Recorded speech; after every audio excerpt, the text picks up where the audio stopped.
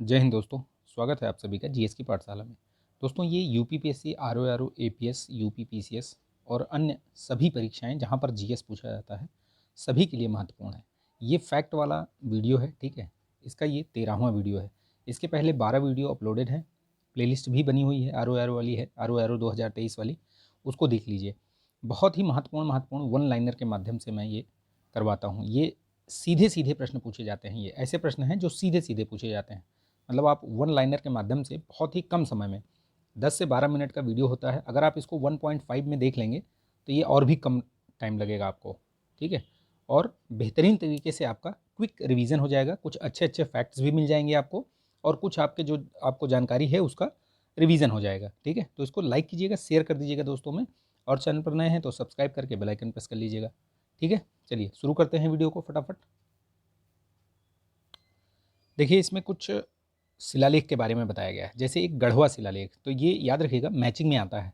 गढ़वा शिलालेख है कहाँ पे? तो करछना तहसील, प्रयागराज में करछना तहसील है, वहाँ पे है ये गढ़वा तहसील, गढ़वा शिलालेख। और किससे संबंधित है ये भी याद रखिएगा। तो ये कुमारगुप्त यानी गुप्त शासक जो है, कुमारगुप्त प्रथम के शासनकाल का ये सबसे पुराना मतलब अभिलेख है ये, ठीक है। ये याद रखिएगा कहाँ पर है, अवस्थिति याद रखिएगा, और किससे संबंधित है। तो गढ़वा शिलालेख ये करछना प्रयागराज में, और कुमारगुप्त प्रथम, ठीक है, ये याद रखिएगा।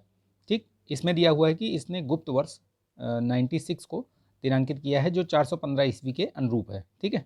चलिए मनकुंवर शिलालेख ये भी प्रयागराज में है, ठीक है। ये मनकुंवर शिलालेख ये किसके द्वारा लिखा गया? तो ये बुद्ध मित्र जो है एक बौद्ध भिक्षु थे, उनके द्वारा ये बनाया गया है मनकुंवर शिलालेख, ठीक है। प्रयागराज और ये दोनों याद रखिएगा। भीतरी शिलालेख ये स्कंदगुप्त और कुमारगुप्त प्रथम दोनों के शासनकाल का वर्णन करता है ये भीतरी शिलालेख, ठीक है। चलिए देखिए नेक्स्ट इसमें आपको देखने को मिलेगा, भारत कुछ देशों के साथ सैन्याभ्यास करता है, बहुत पूछता है ये, मैचिंग में आता है। तो कुछ महत्वपूर्ण हैं, सारे नहीं हैं, कुछ महत्वपूर्ण महत्वपूर्ण हैं, इनको देख लीजिए। और आगे भी जो मिलेगा मुझे जो टॉपिक, उसमें इसको और जो भी बच रहे हैं उनको भी इन्वॉल्व कर लेंगे। ये दोनों है, ये इंग्लिश हिंदी दोनों में है, तो आप लोग देख लीजिएगा अपने हिसाब से सुविधानुसार। इसकी पीडीएफ मैं टेलीग्राम चैनल पर शेयर कर देता हूँ, वहाँ ज्वाइन करके आप ले सकते हैं, ठीक है। देखिए यूएसए के साथ युद्धाभ्यास वज्र प्रहार ये करते हैं, बांग्लादेश के साथ सैम ब्राइट, इसके अलावा भी है एक संप्रीति वगैरह, ये भी करते हैं, ठीक है।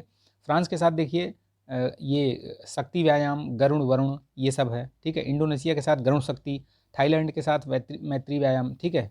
मैत्री व्यायाम मतलब वो एक्सरसाइज है यार, ये व्यायाम मतलब एक्सरसाइज, ठीक है। ये ध्यान रखना आप, ठीक। देखिए थाईलैंड के साथ मैत्री हो गया, मंगोलिया के साथ ये खाना बदोश, ये खाना बदोश ये देखिए हिंदी थोड़ा सा, इसीलिए मैंने इसमें इंग्लिश और ये दोनों लिया हुआ है। देखिए यहाँ पे देख लीजिए, इंग्लिश वाले में देखिए थोड़ा सही रहेगा। यहाँ देखिए युद्धाभ्यास हो गया, वज्र प्रहार हो गया, ठीक है। संप्रीति हो गया ये, ठीक, बांग्लादेश के साथ। फ्रांस के साथ शक्ति हो गया, गरुण वरुण ये सब हो गया, ठीक है। इंडोनेशिया के साथ गरुण शक्ति, ठीक है। थाईलैंड के साथ मैत्री, नोमैडिक वहाँ पे क्या दिया था, देखिए कितना ब्लंडर करते हैं ये लोग, आदमी समझ ही ना पाए ये क्या है, ये खाना बदोश हाथी नोमैडिक एलिफेंट, नाम भी ऐसा दिया हुआ है। चलिए एनी हाउ आपको समझ में आना चाहिए ये, तो हिंदी वाला छोड़ दीजिए, इंग्लिश में देख लीजिएगा आप, ठीक है। इसीलिए मैंने ले लिया था क्योंकि मुझे लग रहा था कि कुछ गड़बड़ है। ये नोमैडिक एलिफेंट मंगोलिया के साथ, ध्यान रखिएगा, बहुत पूछता है। जापान ये धर्म गार्जियन, वीर गार्जियन, ये याद रखिएगा।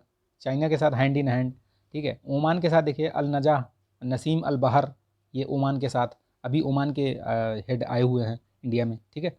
ये ईस्टर्न ब्रिज ये भी है ओमान के साथ, ठीक। तो ये दोनों चीज़, ये जितनी भी हैं ये याद रखिएगा। कजाकिस्तान के साथ देखिए काजिंद, नेपाल के साथ सूर्य किरण, ओमान के साथ ईस्टर्न ब्रिज। अच्छा देखिए यहाँ पे ईस्टर्न ब्रिज दो जगह दे दिया है, तो आप लोग कंफ्यूज मत होइएगा, यहाँ भी है ऊपर भी है, कोई दिक्कत नहीं। यूएसए जापान मालाबार, ये मालाबार एक्सरसाइज ये जो है मल्टी लेटरल है बेसिकली, ठीक है। इसमें जो क्वाड देश हैं इनके पूरी जो सेनाएं हैं वो सब भाग लेती हैं इसमें, ठीक। सिंगापुर के साथ ये सिम्बैक्स, तो ये कुछ कुछ ही हैं, इसमें और भी हैं बहुत सारी, वो नेक्स्ट किसी वीडियो में मैं पूरा बता दूंगा आपको, ठीक है। देखिए विभिन्न स्थानों पर सविनय अवज्ञा आंदोलन जो हुआ था, सविनय अवज्ञा आंदोलन कब हुआ था? 1930 में हुआ था, ठीक है। आपको याद होगा कि गांधी जी ने साबरमती से दांडी तक की यात्रा करी थी, ठीक। तो 12 मार्च को शुरुआत हुआ था और 6 मार्च को वहाँ पहुँचे थे, 5 को पहुँचे थे, 6 को ये सब वहाँ पे क्या बोलते हैं उसको, नमक का जो मतलब एक तरीके से सांकेतिक रूप से नमक बनाकर वहाँ पे उसकी अवहेलना करी थी, नमक कानून की, ठीक। तो ये सविनय अवज्ञा आंदोलन था। अब उससे कई कई जगहों पर मतलब विभिन्न स्थानों पर विभिन्न नेताओं ने उसको लीड किया, तो उसके बारे में दिया है। जैसे तमिलनाडु में किसने, तो मेन चीज़ देखिए, तमिलनाडु में जैसे ये राजगोपालाचारी थे, तिरुचिरापल्ली से वेदारण्यम तक, याद रखिए मैचिंग में आता है पूछने के लिए, ठीक है। मालाबार में कौन था, तो के कलप्पन थे, ये ध्यान रखिएगा। आंध्र क्षेत्र में ये गोदावरी कृष्णावरी में ये यहाँ पे ये हुआ था इसका आयोजन। उड़ीसा में गोपाल बंधु चौधरी थे, इनका नाम याद रखिएगा, ठीक है। ये नहीं, इसमें ये हाँ ठीक है, उड़ीसा में ये थे, ठीक। बिहार में देखिए चंपारण और सारण 2 जिले थे, यहाँ भी हुआ था ये, ठीक है। यहाँ पे नो चौकीदार कर ये दिया था, ठीक। पेशावर खान अब्दुल गफ्फार खान, ये पेशावर में थे, तो इनका नाम याद रखिएगा। इन्होंने खुदाई खिदमतगार इसी समय पर चलाया था, पूछा भी जाता है ये, ठीक है। ये इनका जो आंदोलन था ये इसी का एक पार्ट था, खुदाई खिदमतगार, ठीक। तो ये ध्यान रखिएगा। चलिए अभी देखिए स्थल रुद्ध लैंड लॉक्ड कंट्रीज़ के बारे में बहुत पूछता है। लैंड लॉक्ड कंट्रीज़ के बारे में मतलब हमेशा पूछता है कि इनमें से कौन सा लैंड लॉक्ड है। लैंड लॉक्ड का मतलब ये हुआ कि ऐसी कंट्रीज़, ऐसे देश जिनकी सीमा जो है वो समुद्र से नहीं लगती है, किसी भी सागर से नहीं लगती है, ठीक है। वो मतलब विभिन्न देशों से घिरे हुए रहते हैं। तो उनमें देखिए ये 45 देश हैं लगभग, ठीक है। पूरे पूरे कंट्री में मतलब पूरे देश में, वर्ल्ड में 45 कंट्रीज़ हैं। इनके नाम एक बार याद रखिए। अगर आप देखिए जैसे ऑप्शन देखेंगे तो आपको याद आ जाएगा, ऑप्शन देखेंगे तो याद आ जाएगा। तो देखिए शुरुआत से बताते हैं। देखिए अफ़गानिस्तान हो गया, अंडोरा हो गया, आर्मेनिया हो गया, ऑस्ट्रिया हो गया, अज़रबैजान हो गया, बेलारूस हो गया, ठीक है। भूटान हो गया, बोलीविया हो गया, बोत्सवाना हो गया, बुर्किना फासो, बुरुंडी हो गया, सेंट्रल अफ्रीकन रिपब्लिक हो गया, ठीक। चाड हो गया, चेक रिपब्लिक हो गया, इथियोपिया हो गया, हंगरी हो गया, कजाकिस्तान हो गया, किर्गिस्तान हो गया, लाओस, लेसेथो, लिचेनस्टाइन, ठीक है। Luxembourg, North Macedonia, Malawi, Mali, Moldova, Mongolia, Nepal, Niger, Paraguay, Rwanda, San Marino, दक्षिणी Sudan, Serbia, Slovakia, Swaziland, Switzerland, Tajikistan, Turkmenistan, ये जो मिडिल ईस्ट वाले हैं ये कंट्रीज़, तजाकिस्तान, तुर्कमेनिस्तान, उज्बेकिस्तान, ये सारे ही वो हैं लैंड लॉक्ड हैं। युगांडा हो गया, उज्बेकिस्तान हो गया, वेटिकन सिटी हो गया, जाम्बिया हो गया, जिम्बाब्वे हो गया और कोसोवो हो गया, ठीक है। तो ये सारे देश याद रखिएगा, 45 डेज़ हैं 45 कंट्रीज़ हैं, ठीक है। इनके नाम याद रखिएगा, 1-2 बार इसको आप PDF से रिवाइज़ कर लीजिएगा, देख लीजिएगा। तो जब आप कभी ऑप्शन में देखेंगे तो इनका नाम आपको याद आ जाएगा कि यार ये तो लैंड लॉक्ड वाले हैं। इनके अलावा जो भी हैं वो आपके लगभग सभी के जो सीमाएं हैं किसी न किसी समुद्र से वो टच करती हैं, ठीक है। तो ये चीज़ याद रखिएगा, ठीक है। ये इनको एक बार फिर से पढ़ लीजिएगा, इसमें ज़्यादा मतलब बहुत बड़ा नहीं है कि बहुत बड़ी लिस्ट है, इनकी लिस्ट है, याद रखिएगा इसमें, ठीक है। और इसमें अगर कुछ छूट भी गया है तो उसको मैं आगे किसी अन्य वीडियो में आपको बता दूंगा, ठीक है।